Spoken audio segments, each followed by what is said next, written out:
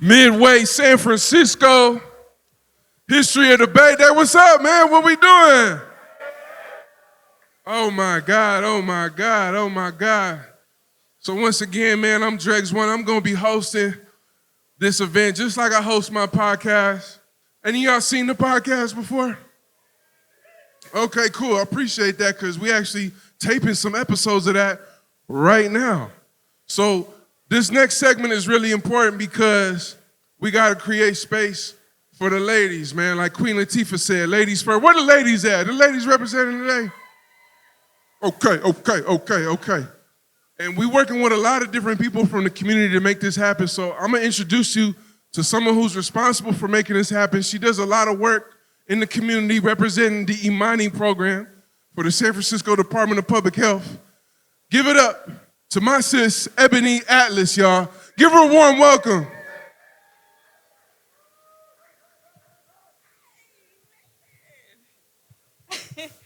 I'm nervous. It's my first time public speaking, y'all. So, my name is Ebony. I am a mental health case manager for San Francisco Department of Public Health. And what we are doing here is we are rolling out mental health programs for our Black community. We are giving services for therapy, substance use. We are doing groups. We are trying to crush the stigma of Black mental health in our communities.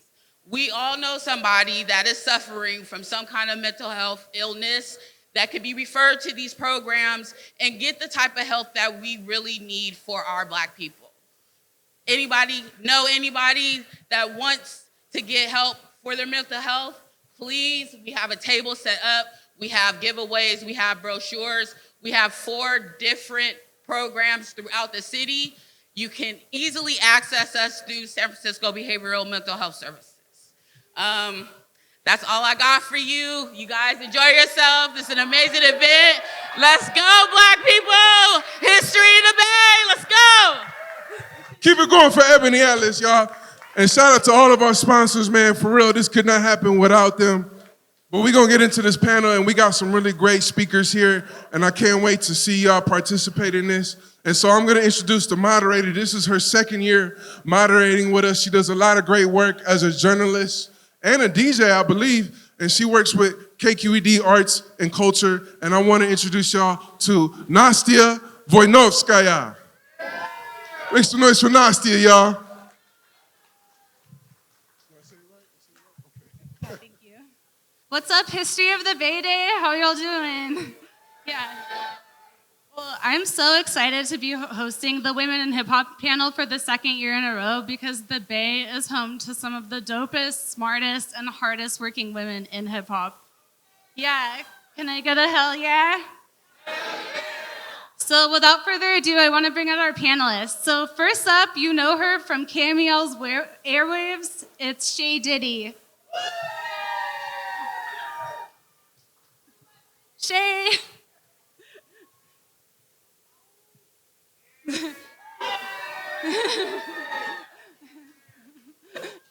And up next, she throws some of the most lit parties that Oakland has to offer, and she's also been on tour with Rexx Life Raj as his DJ.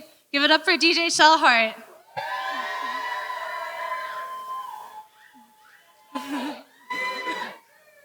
And last but not least, she's an artist, an engineer, and the owner of Studio X. Please welcome Xarina.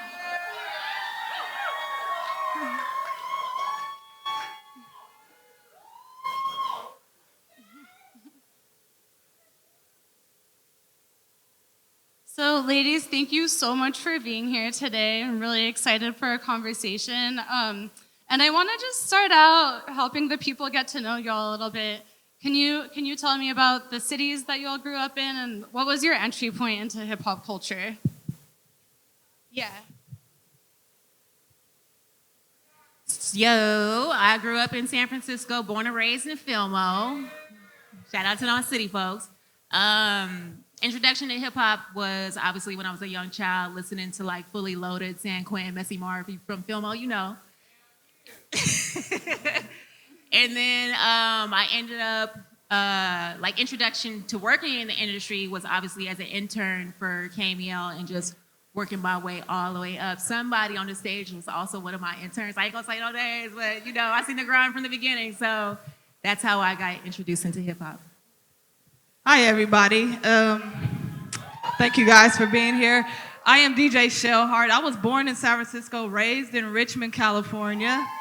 I used to go back and forth from the rich to the city. Falling in love in hip hop, it's a great story for me because I used to ride around with my dad in the car, like young age. One artist that stuck out to me that made me really fall in love with hip hop is E40. Just because riding with my dad, listening to One Love, The Bubble, like that's some real history. So that's where Shell fell in love with hip hop. What about you, Karina?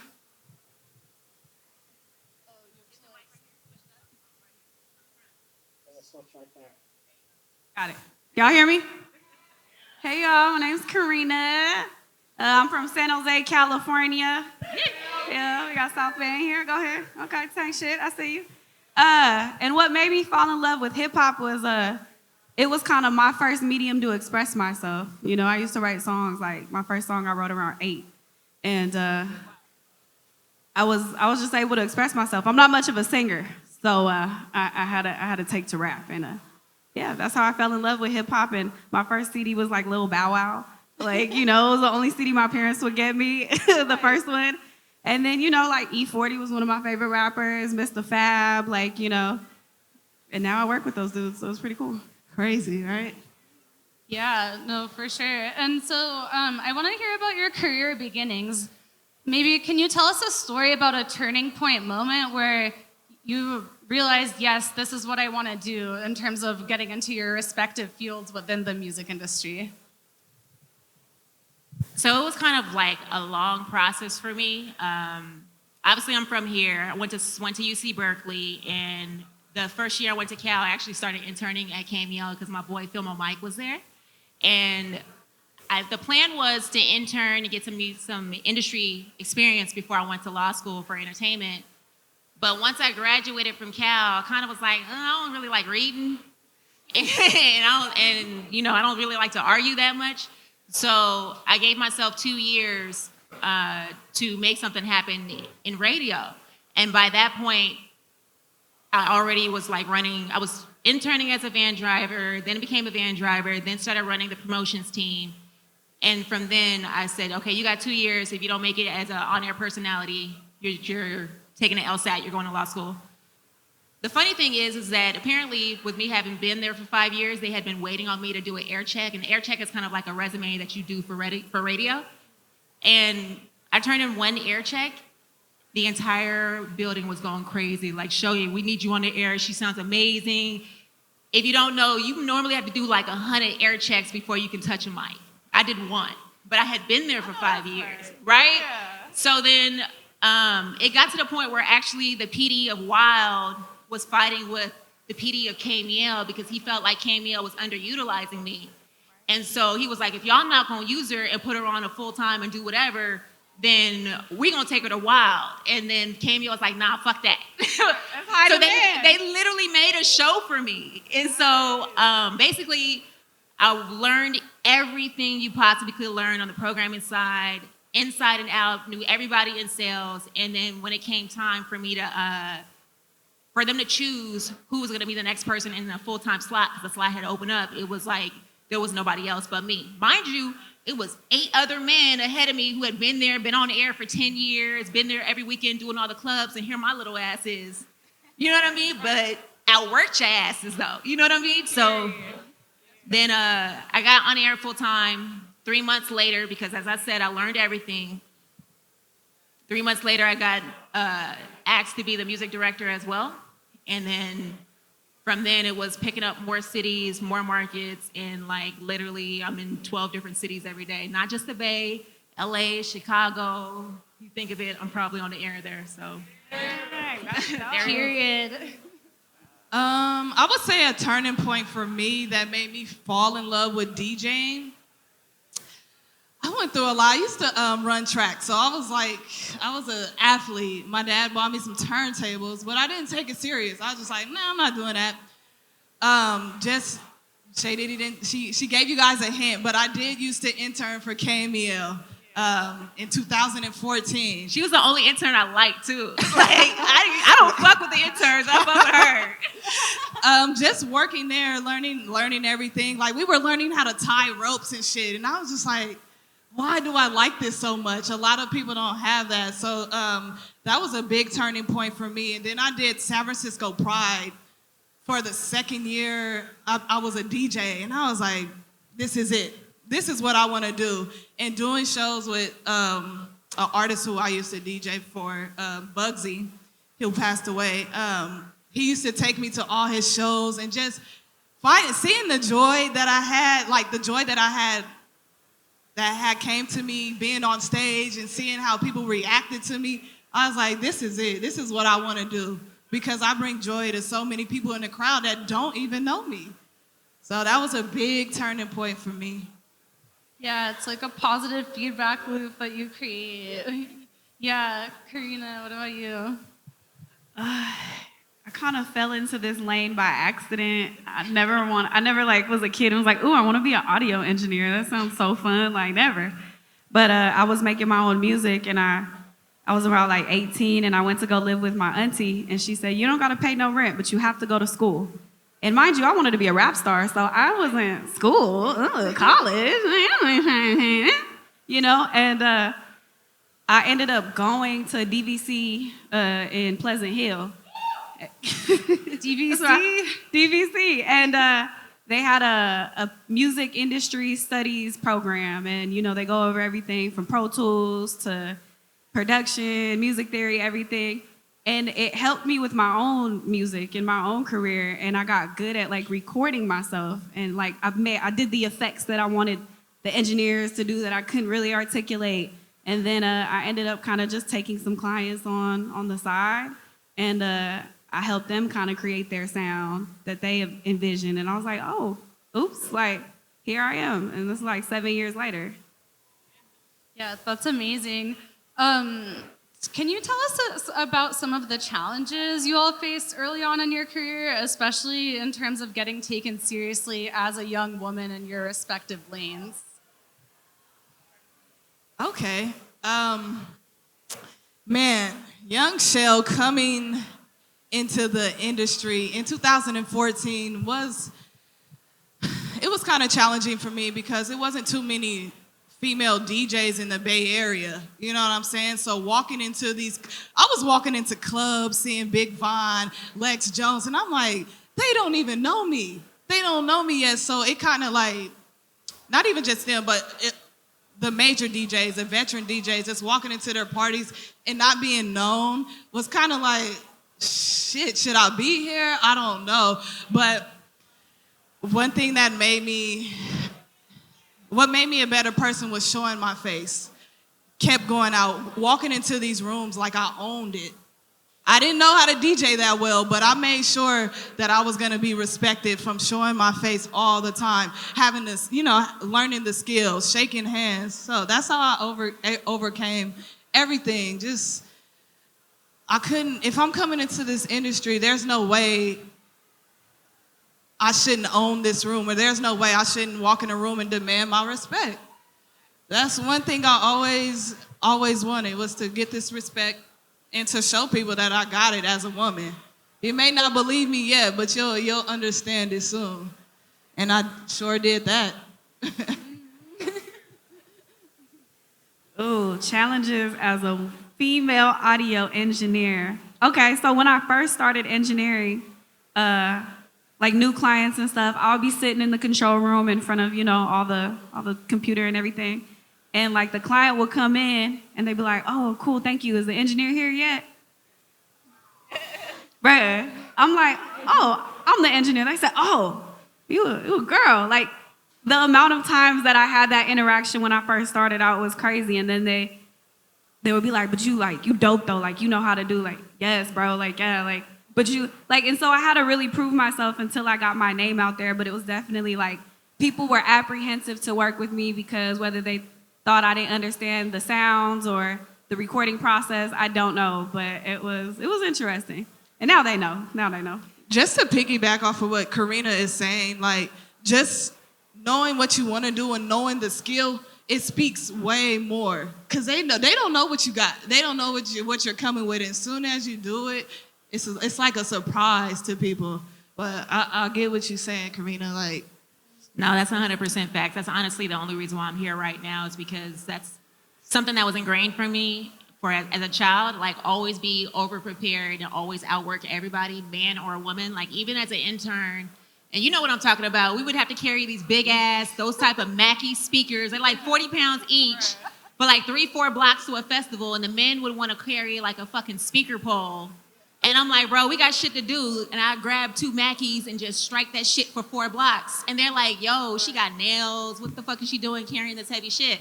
But for me, like, from the beginning, I knew as a woman working in this industry that, especially with how y'all assume I look, men was gonna come at me nonstop. And even as an intern, I'm not gonna say the artist, but there's a Bay Area artist that had me hiding in a closet because he was sending his man after me to come get me, to come talk to me.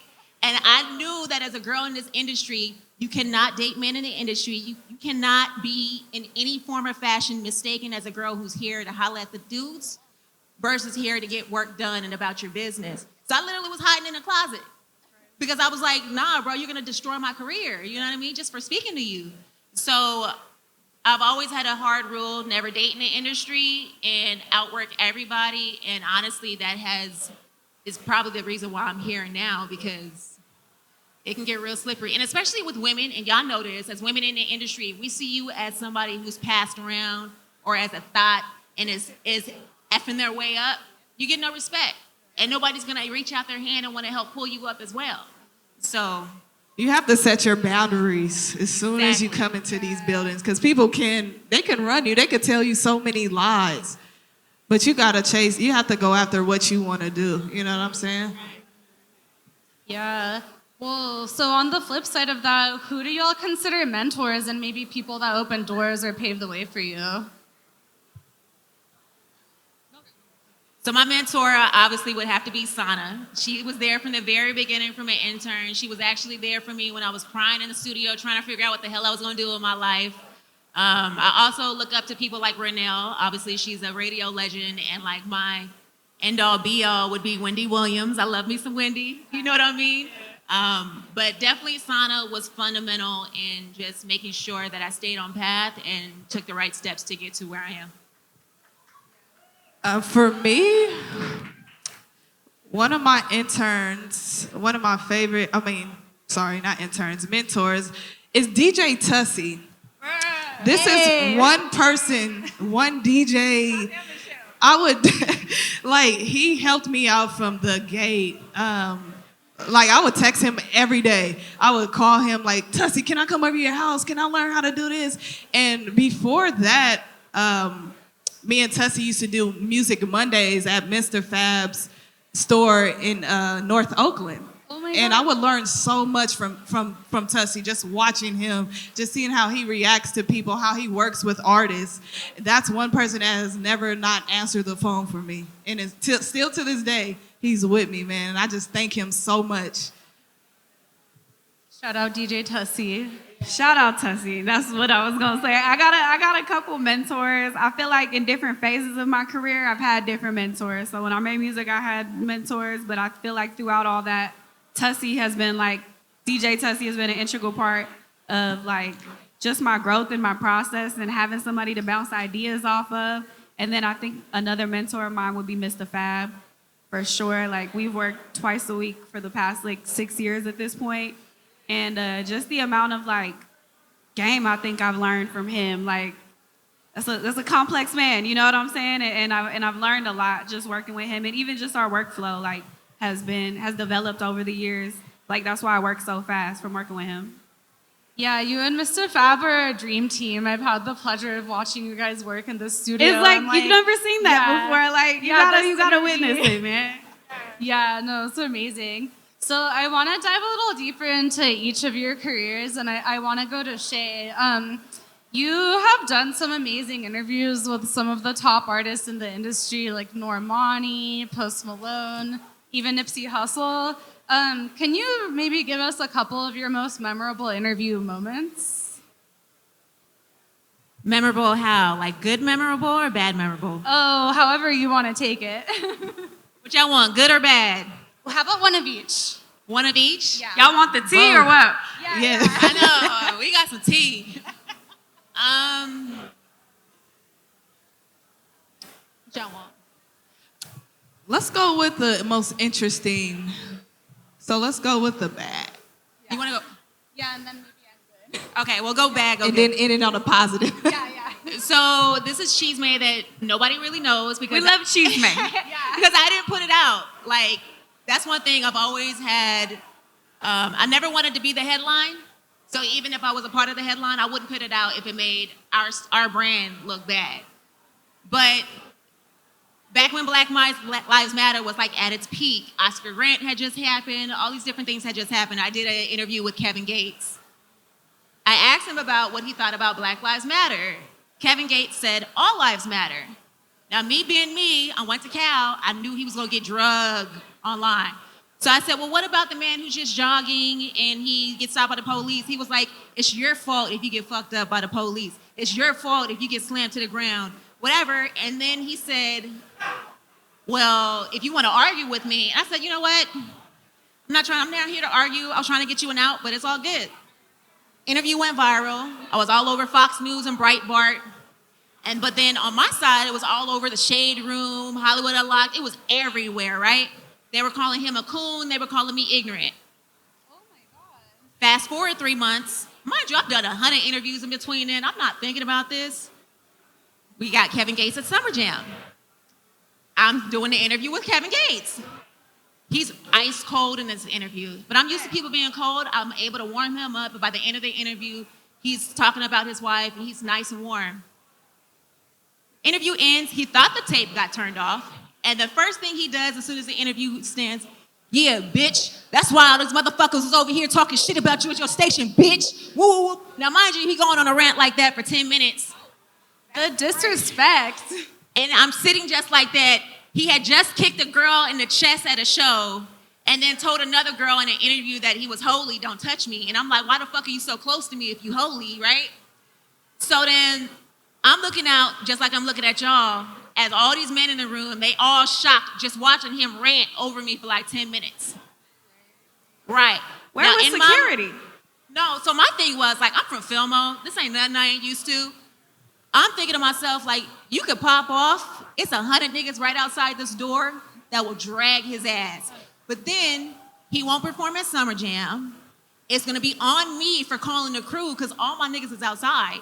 You feel me? Or you could just sit here and take it and then deal with it afterwards. Finally, my homegirl ends up walking in the room. She notices what's going on and she breaks the shit up like, yo, what the fuck is going on? Finally, everybody snaps. Atlantic is like, yo, we need to rush him to the stage. And I'm like, oh, y'all need to rush me to the stage too, because guess who also is introducing him? Right.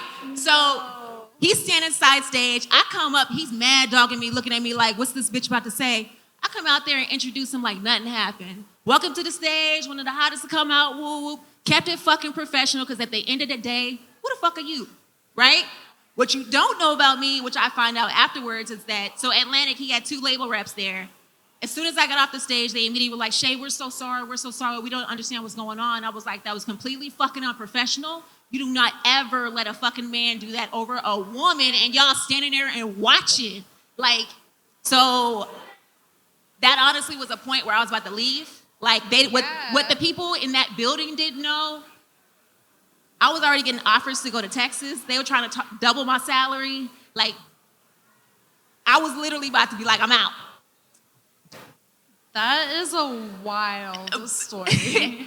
And yeah, but basically the next morning, the president of Atlantic called me and was like, yo, if he ever does this shit again, he's off the fucking label. We're sorry, whatever. He did apologize to me after they told him, like, you're bugging. I don't know. I think he's bipolar. But it took like 2 hours to apologize. Swear to God. No, swear to God, I think he's bipolar. Good side, though. A good interview was Nipsey Hussle, because he's always been a solid person. He's always been a genuine dude. And, like, you just learn so much talking to him, and you just know everything that he's saying to you is real. And so, on the good side. Oh my God! Wow. Wow, that was exciting. Yeah. Well, Sheesh. yeah, the things you have to go through in the industry. Yeah. By the way, he's never been back. Period. And you still here. Yeah. So I think we have some refreshments, so we can take a shot actually to that. Whoa! Right. Thank you. A shot o'clock, y'all. Thank you. Yeah, seriously, I have to drink after that story. Yeah, so Shay promised that she will only tell this story if people do not mob her afterwards and ask her to listen to their mixtape, okay? But you're on the committee that actually decides what gets played on air on KMEL. And I was wondering if you could just let us into that process just a little bit. See, I want to know how music gets played on the air. Okay. Listen closely. Well, the funny thing about it is, it's like, I feel like as an artist, y'all should already have done your homework. Everything I'm about to say, I've said in like 20 different interviews. I literally started a podcast series, Streetlight series, was focuses on Bay Area artists. And I've said it like 50 times in every fucking interview. You know what I mean? But like, as an artist who's not like a Drake yet or a Kendrick, you need to build your following, build your online profile, get your shit going, and let us come to you. If you are asking us, you are not ready, to be frank, because at the end of the day, you gotta think about us like McDonald's, right? McDonald's is commercial as shit. Everything on the McDonald's menu, we already know. So like, if we play it on the air, they gotta know automatically, yo, that's Shellheart shit. Yo, that's whoever shit, you know what I mean? But if we're playing it and they're like, who the fuck is this? It sounds cool, but I don't know who it is. It's not resonating with the people. We're in the business of keeping people listening. And granted, there are small occasions like LMA, like Jadena, like The Weeknd, which a lot of people don't know, or Mariah Carey, if you want to go back to the 90s. We have broken artists. But today's age is completely different, where everything's fucking social media. So by the time it gets to us, y'all have already heard it. You feel me? And if they haven't heard it, that's where you're going wrong by asking me to play it so that they can hear it. You feel me? So long story short, basically it's me and our market president and 3 other DJs, and we all go over what's hot, what we think is good for the station or is buzzing that will work. What people don't realize is that we actually send out a list of music to like 100 people, and it's like, it's done by a company, but it's a survey. And they basically rate how much they like the song, do they know the song, do they hate the song, are they tired of the song? And based on what your numbers are, that's what we decide what goes into power rotation, what goes into medium rotation. Oh, we don't have this as a power new where it's played every 2 hours, but the potential on it is like 105. So we gotta move this up from once every 6 hours to every 2 hours or every hour. Everything is done on analytics. Everything. So if you're not doing numbers, like your YouTube has 1,000 views, but we should play it? Right. You feel me? So like, that's basically how it's done. Everything's based on analytics. Everything's based on what you're already doing. And when we do put it in, if it's not testing, we're gonna pull it out. Because if something else is testing and you're not testing, and it's done a test based on Bay Area people, and it's done every week, we're gonna pull it. So that's how it's done. Yeah. That was free game. I love that. Yeah, thanks for sharing that. Yeah, Karina, I want to go to you, and I want you to tell us the story of how you started Studio X, because you literally got it out the mud. Like, I interviewed you when you first opened it, and I got a little bit of this story, and I remember you talking about, like, living in a garage and, like, all the sacrifices you made. So, yeah, tell us how you started it. I mean, it was a long time coming. I think when you do the audio engineer grind, you're always paying other people, kind of like a barbershop, right?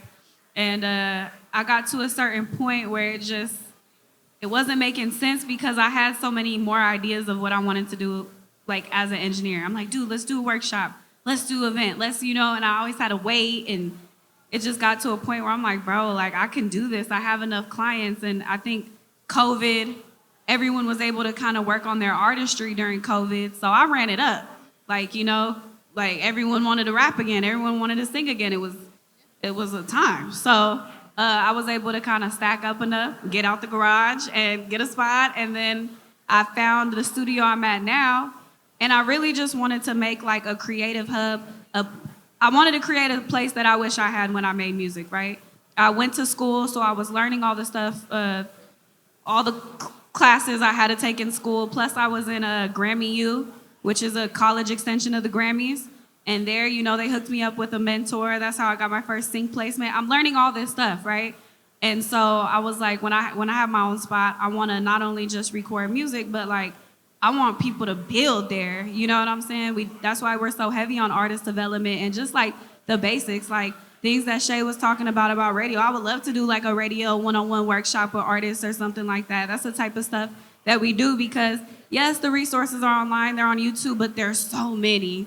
There's so much information to filter through. So I just wanted to make kind of a central creative headquarters for people, for creatives out here. Yeah, no, and it really shows. I mean, just like the artist boot camps you've done and the jam sessions, it's been incredible to watch. Also, female engineers are so underrepresented in the industry. I think it's something like 3% of engineers are women. That's wild. But so how have you made space for other women engineers? I mean, where's Tyler Reese right here? We have There's one right there. Tyler. We have 2 women engineers at our studio. Which is rare, you know, and they do a lot. They produce. Tyler's an amazing vocal producer, and we offer internships. And I try to pick as many women as we can because I want to give them some more game. So that's kind of what I've done. Yeah, no, it's amazing. And Shell, so you've thrown some of the most lit parties that I've been to in Oakland. Like, I mean, just like your birthday party recently, everyone decked out in green. It's really a sight to behold. But tell us about your journey to throwing your own parties and your own events. Yes. Thank you. I throw a party called Good Times Day Party, which I started in 2022, like literally right after the pandemic. Me and my partner, Ari, shout out to my baby in here. We started this party. I originally started it because, you know, we went through so much in the pandemic. We went through a lot. So I was like, the first thing I'm gonna do when we get out of this lockdown is throw a party. And I only threw it because I wanted to get back to the good times. I wanted people to have fun again in the clubs or whatever because we forgot how to interact with each other. So yeah, that's where I came up with Good Times. I just really did it just, you know, we do it for celebrations, connections. It's so many people that come up to me like, I met so many people at your party, I thank you. And it's like, I don't have any drama there. And one thing that I did do this party for was to give people their flowers. I pass out flowers at the end of my party. Just to show people love. Just thank you for coming. I had about maybe 400 plus people come to these parties on a monthly basis. So yeah, shout out to Oakland. I started in this little ass spot in Oakland called 310 Gallery. It was so little. We're fitting like 250 people inside. But packed it out, no fan, nothing. But it was such a good time. And I feel like once I did that, it opened up a lot of doors for people in Oakland to throw parties because they seen the positive outcome that my parties were doing. So why not try to do it yourself? But yeah, that's Good Times Day Party. Yeah. Hell yeah. And yes. Can I just say your brand over the years, Shell, the way your brand has developed, like your brand identity is so strong. Like, congratulations, friend. Thank you, friend. You I appreciate it. Right? You really wrong. I do plan on next year for 2025 and beyond. My goal is to take it on the road, but have a festival at home. A Good Times festival at home, but I travel the party. I want to do a traveling party. I've seen so many people do it, and I think it's time to show the world what a good time is with a good DJ. Yeah, I think that's very much needed. Thank you. Yeah. So speaking of going on the road, you've been on the road with Rexx Life Raj as his DJ. Can you tell us about just how that creative partnership developed and what it was like touring? Wow, being on the road with Rexx Life Raj, man, that changed my life. I've been on 7 or 8 tours, 2 European tours. That just being around Raj, it helped me brand myself. Just being with a person that's so good with people and so good with business.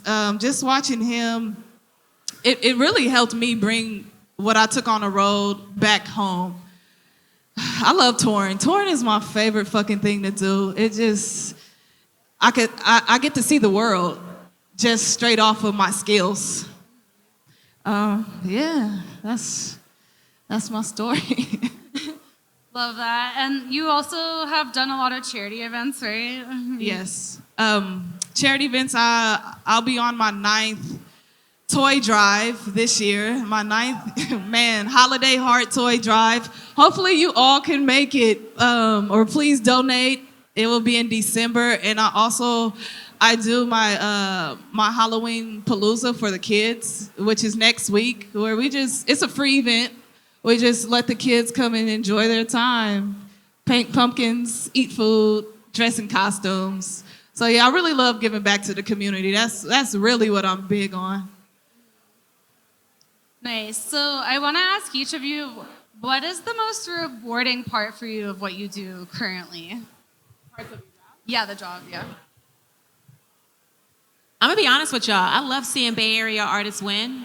So like for me, I get my biggest reward when I select like somebody locally and their shit blows. Like, y'all don't know, I've been at KMEL for 20 years. A lot of people don't realize that. But I was there when we played the first Kehlani record. You know what I mean? I did her first interview.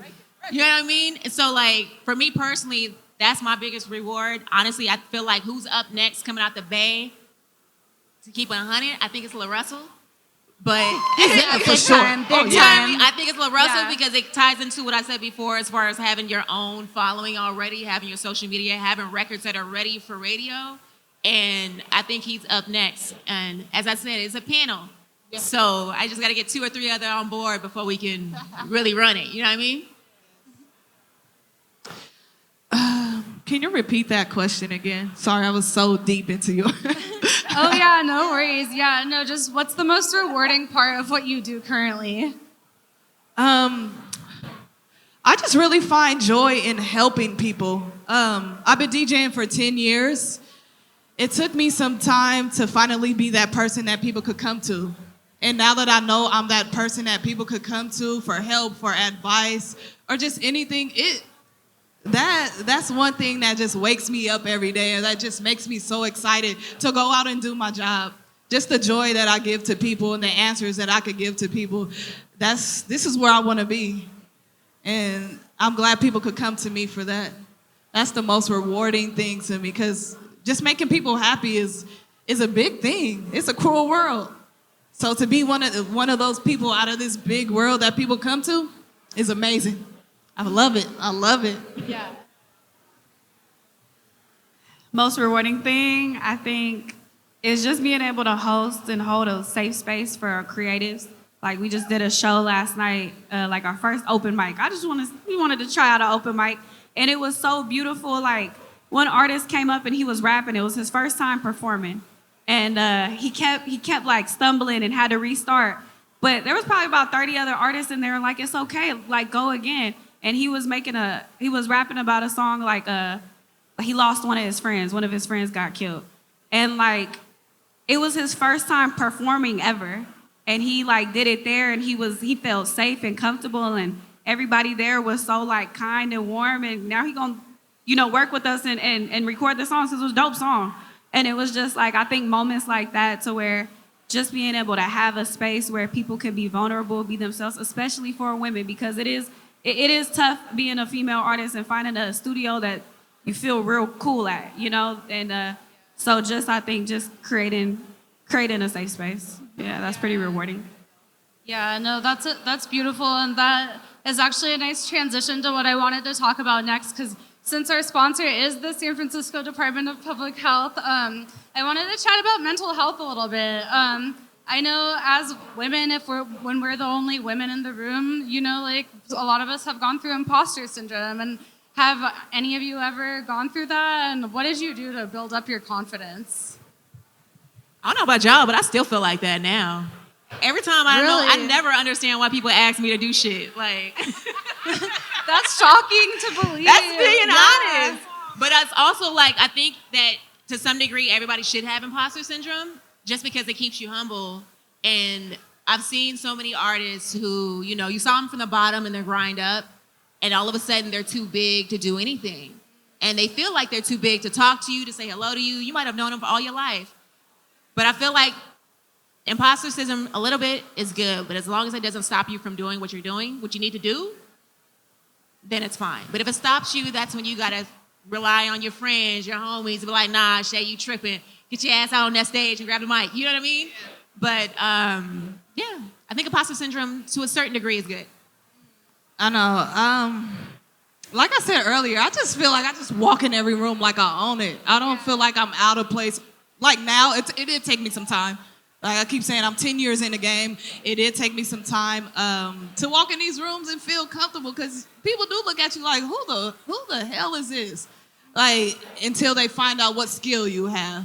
But that's still to this day. But it's a little bit better. I know I own these rooms. I know people want me there, so I don't really go through it too much. But on my end, I'm always nervous. Like I was telling y'all in the back, I'm nervous.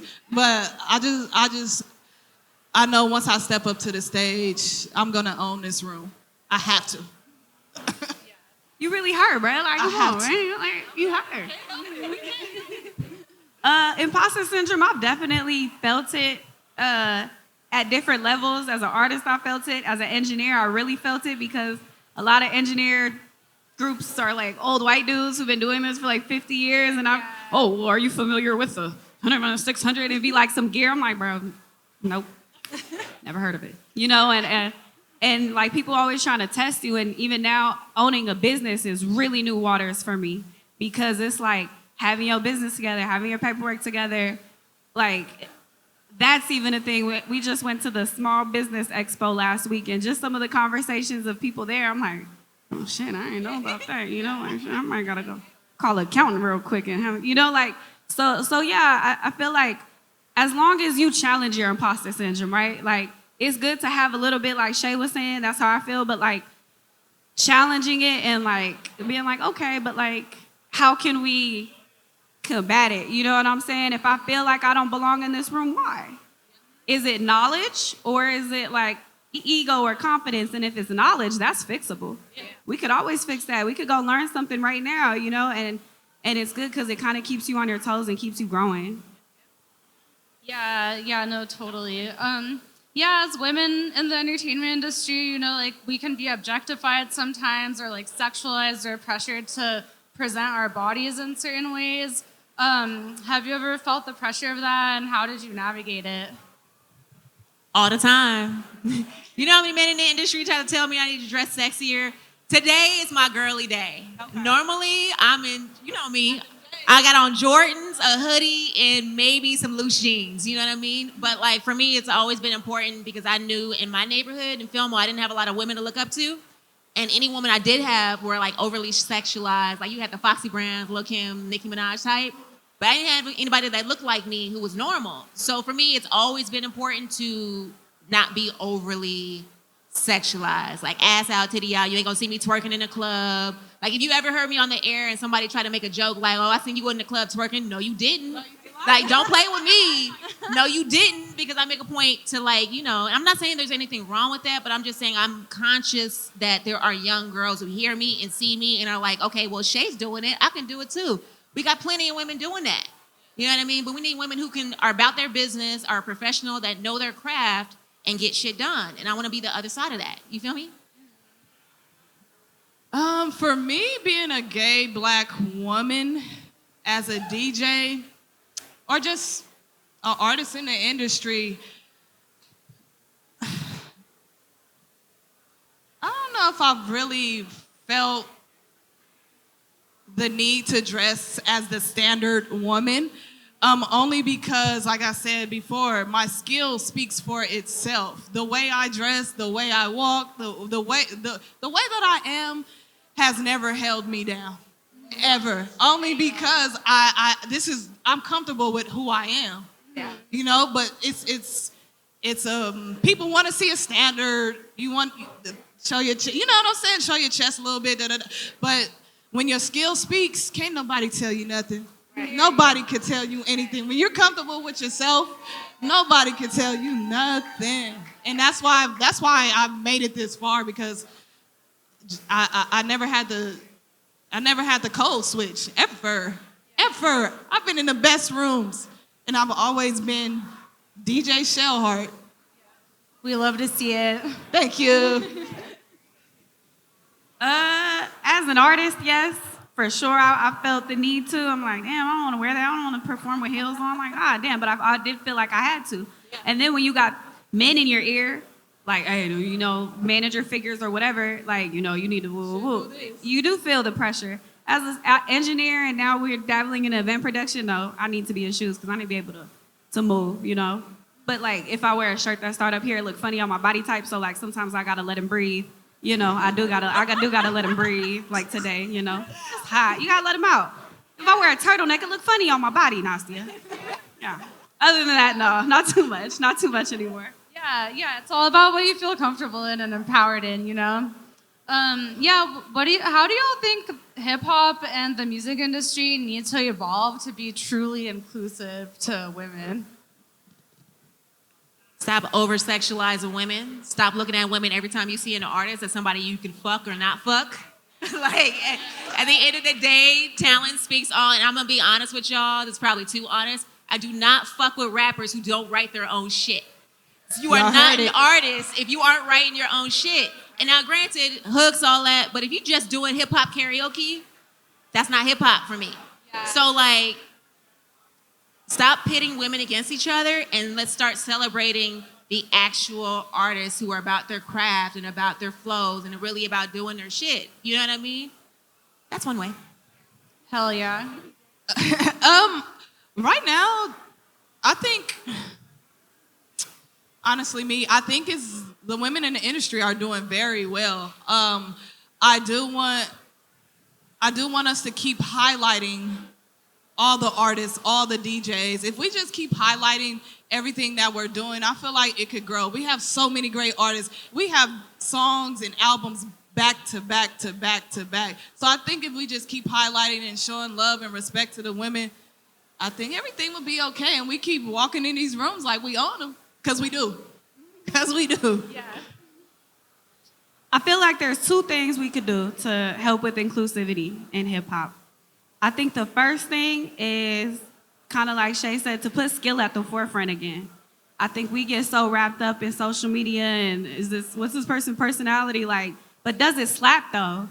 A lot of times, if you really break down the skill and the art form of certain artists, it's whack, bro. Like, it be whack, man. Like, if you break down the structure of the verse, and then if you break down the lyrics, it's like, bro, and then even just the actual delivery and the cadence, I'll be like, bro, that's weak, bro. This is actually like mid. I think if we put skill at the forefront and kind of raise the standard and it's really on the babies, you know, it's really on Gen Z and the younger kids, but just like, I mean, we got dope new artists though, like look at Doechii. Doechii's so fucking raw. Like, it be shit like that, like to kind of, we got to raise the bar. Like, everyone should want to try a little harder after you hear Doechii. You hear it, be like, ooh. Okay. We gotta stop okaying everything too. Yeah. Like, that's not okay. Everything's not dope. We have to put the right people in these industries, because now you could tell that people are running just for a check. Oh, she's sexy. Right. She got it. No, she doesn't. I'm gonna make her a rap star. Like, right, you don't have to though. She can stay on TikTok. Yeah, let's just be honest. Yeah, no, seriously. So, ladies, I think we're out of time, but this has been an amazing conversation. Wow. Yeah. Thank you so much. So please give it up one more time for Shay Diddy, DJ Shellheart, and Xarina. And I've been your host, Nastia. Thank you so much for joining us. Thank you for having me. Thank you. That was great. Woo! Recognize where you got the game. We got our own style, got our own slang. Northern California is a West Coast thing. This is the history of the Bay. Recognize where you got the game. We got our own style, got our own slang. Northern California is a West Coast thing. This is the history of the Bay.